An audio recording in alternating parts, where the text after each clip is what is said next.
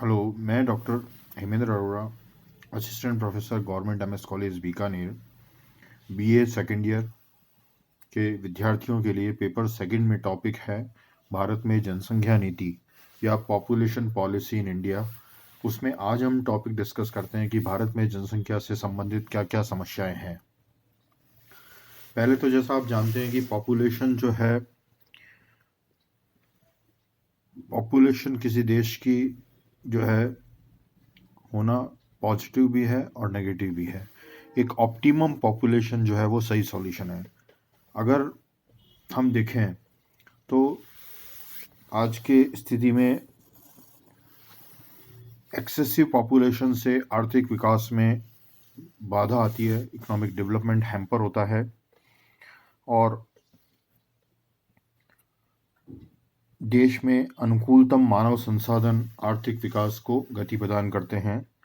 जहां वहीं पॉपुलेशन का ज़्यादा होना या जनसंख्या में विस्फोट की वृद्धि आर्थिक विकास में कई बाधाएं उत्पन्न कर विकास का मार्ग अवरुद्ध करते हैं। राष्ट्रीय आय में वृद्धि होने के बावजूद प्रति व्यक्ति आय में कोई विशेष वृद्धि नहीं हो पाती और देश में खाद्यान्न, खाद्य तेलों, दालों और उपभोक्ता वस्तुओं की बढ़ती मांग से देश में आयातों के बढ़ने और निर्यातों के कम होने से विदेशी विनिमय संकटों का सामना करना पड़ता है। आपने जनरली ये सुना होगा कि भारत को जो है डेमोग्राफिक डिविडेंड है। तो ये डेमोग्राफिक डिविडेंड जब तक ही है जब तक कि पॉपुलेशन जो है सही ढंग से स्किल्ड है। अगर पॉपुलेशन स्किल्ड नहीं है तो ये जो है लायबिलिटी, इसके जो है वो पॉपुलेशन का ज़्यादा होना एक लायबिलिटी भी हो सकती है। तो यही बात मैं आपको कहना चाह रहा था कि पॉपुलेशन का ज़्यादा होना आर्थिक संसाधनों के ऊपर बहुत ज़्यादा बोझ डालता है। देश में आर्थिक साधनों का उपयोग विकास में नहीं करके जनसंख्या के नियंत्रण एवं लालन पालन पर करने की बाध्यता उत्पन्न होती है। फॉर एग्जाम्पल, मार्च 2012 तक भारत में लगभग 70,000 करोड़ रुपए परिवार नियोजन कार्यक्रम पर व्यय करने पड़े और उनकी स्वास्थ्य सेवाओं पर भी भारी व्यय की समस्या आती है। देश के आर्थिक साधनों पर अनुत्पादक उपभोक्ताओं का भार बढ़ जाता है। शिक्षा एवं आवास की समस्या के साथ साथ शांति एवं व्यवस्था बनाए रखने का सरकारी खर्च बढ़ जाता है। दूसरा, बेकारी की समस्या या जिसे हम कहते हैं प्रॉब्लम ऑफ अनएम्प्लॉयमेंट। जनसंख्या के आधिक्य तथा उसमें इस विस्फोटक वृद्धि से श्रम शक्ति में वृद्धि होती है और विकास कार्यों में जब तक उनको खपाया नहीं जा सकता तो देश में बेरोजगारी बढ़ती है। जैसा मैंने आपको पहले भी बताया था कि पॉपुलेशन का जो है मीनिंगफुल एम्प्लॉयमेंट होना बहुत ज़रूरी है और उसके लिए स्किलफुल डेवलपमेंट या स्किल होना एक इंडिविजुअल में ज़रूरी है, तभी जो है वो एम्प्लॉयबल होने की स्थिति में होता है। भारत में श्रम शक्ति में निरंतर वृद्धि के कारण जहां पहली योजना के समय लगभग 44 लाख लोग बेरोजगार थे, अब उनकी संख्या 7 से 8 करोड़ के लगभग है, जबकि योजनाबद्ध विकास के पिछले वर्षों में लगभग 39.5 करोड़ अतिरिक्त लोगों को रोजगार उपलब्ध कराया गया है। तीसरी जो है गरीबी और निर्धनता की समस्या। जनाधिक्य और जनसंख्या में विस्फोटक वृद्धि के कारण पॉवर्टी और इकोनॉमिक दरिद्रता की समस्या उत्पन्न होती है। जब देश में खाने वालों की संख्या कमाने वालों से अधिक हो तो देश के आर्थिक साधनों पर भार बढ़ जाता है। अनुत्पादक उपभोक्ताओं की भरमार हो जाए, बेकारी निरंतर बढ़ती रहे और आर्थिक विकास की गति मंद हो जाए, महंगाई बढ़ती रहे तो देश में गरीबी एवं दरिद्रता का बढ़ना स्वाभाविक है। चौथा बिंदु में अपन देखें राष्ट्रीय आय और प्रति व्यक्ति आय में धीमी वृद्धि। योजनाबद्ध विकास के पिछले वर्षों में आर्थिक विकास की गति धीमी रहने से राष्ट्रीय आय में औसतन 5.5% वार्षिक वृद्धि हुई, जबकि 61 से 91 में राष्ट्रीय आय में 21.5% की वृद्धि हुई और प्रति व्यक्ति आय में केवल 58% वृद्धि हुई। एक अन्य अनुमान के अनुसार अगर राष्ट्रीय आय में 3.9% वार्षिक चक्रवृद्धि दर होने पर प्रति व्यक्ति आय में केवल 1.6% वार्षिक वृद्धि हुई है। अगर जनसंख्या में 2.5% विस्फोटक वार्षिक वृद्धि नहीं होती तो राष्ट्रीय आय और प्रति व्यक्ति आय में अपेक्षाकृत तीव्र वृद्धि संभव होती।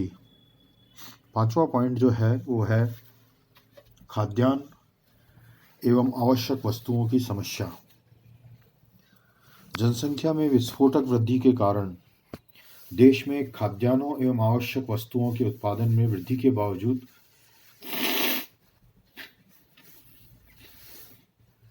उनकी प्रति व्यक्ति उपलब्धता में कोई विशेष अंतर नहीं हो पाता। जहां तक कि कई बार इन वस्तुओं की आपूर्ति आयात बढ़ाकर करनी पड़ती है। इससे भारत के विदेशी विनिमय का संकट और बढ़ जाता है। कहने का मतलब यह है कि अगर एडिक्वेट फूड ग्रेन का प्रोडक्शन नेशन में नहीं हुआ तो उसके कारण जो है आपको फूड ग्रेन्स भी जो है वो इंपोर्ट करने पड़ेंगे और फॉरेन एक्सचेंज के ऊपर आपका प्रेशर बढ़ेगा। छठा पॉइंट जो पॉपुलेशन की ज़्यादा होने से आवास की बढ़ती समस्या है। वर्तमान में बढ़ती जनसंख्या के आवास के लिए प्रतिवर्ष 15 लाख मकानों की आवश्यकता होती है। 1981 में अगर भारतीय भवन निर्माण संगठन के अनुसार देश में 2.1 करोड़ आवास गृहों की कमी थी और देश के बड़े महानगरों की लगभग 1/3 जनसंख्या गंदी बस्तियों में झुग्गी झोंपड़ियों में गुजारा करती है। अगर जनसंख्या में वृद्धि का यही क्रम रहा तो ग्रामों में 3 करोड़ तथा शहरों में लगभग 1 करोड़ आवास गृहों की कमी रहेगी। हमने देखा कि पॉपुलेशन का ज़्यादा होना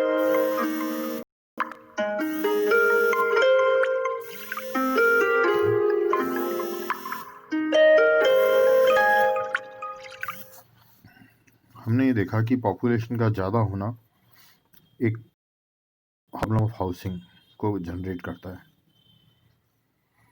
अगला पॉइंट हम देखें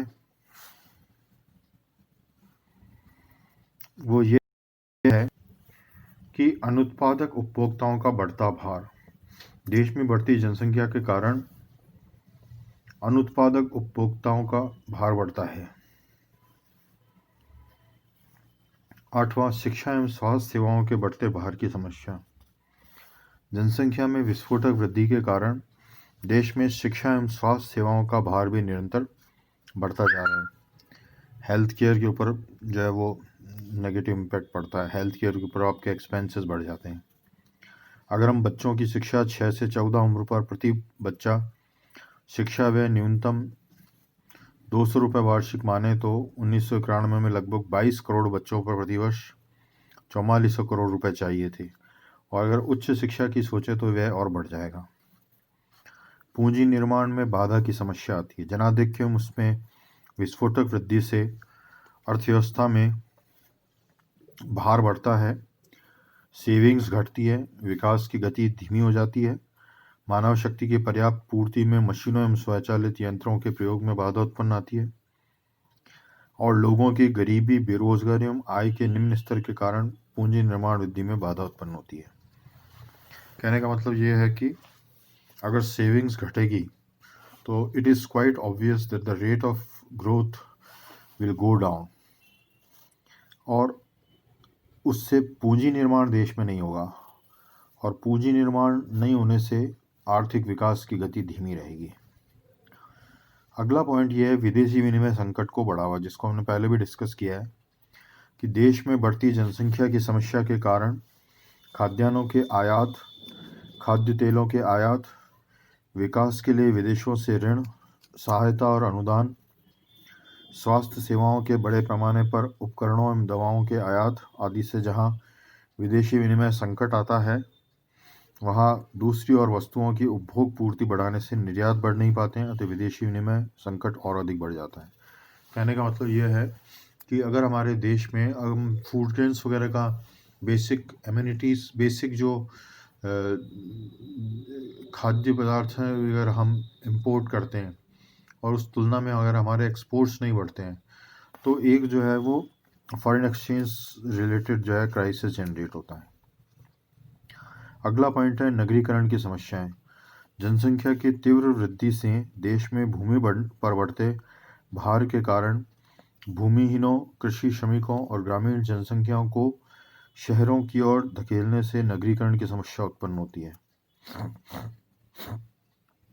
जहां 1951 में शहरी एवं ग्रामीण जनसंख्या का अनुपात 1:5 के लगभग था, अब घटकर 1:3 रह गया है।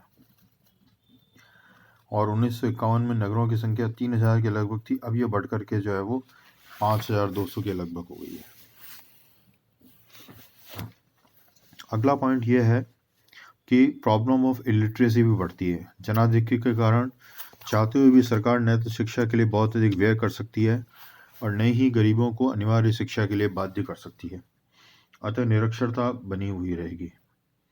2001 में जहाँ निरक्षरता भारत में, अगर अपन निरक्षरता का प्रतिशत जो है लगभग 1951 में 83.4% था, जो 1981 में घट करके 64% रह गया और 2001 में घट करके 35.2% रह गया और 2011 में घट करके 26% रहने का अनुमान है, जबकि विकसित देशों जापान और अमेरिका में निरक्षरता का समापन हो गया है। तो ये हमने कुछ देखी कि प्रॉब्लम एक्सेसिव पॉपुलेशन होने के क्या, एक्सेसिव पॉपुलेशन का होना जो है एक देश में किन किन समस्याओं को जनरेट करता है, या हम कह सकते हैं क्या क्या चैलेंजेस जो हैं वो एक्सेसिव पॉपुलेशन के कारण आते हैं।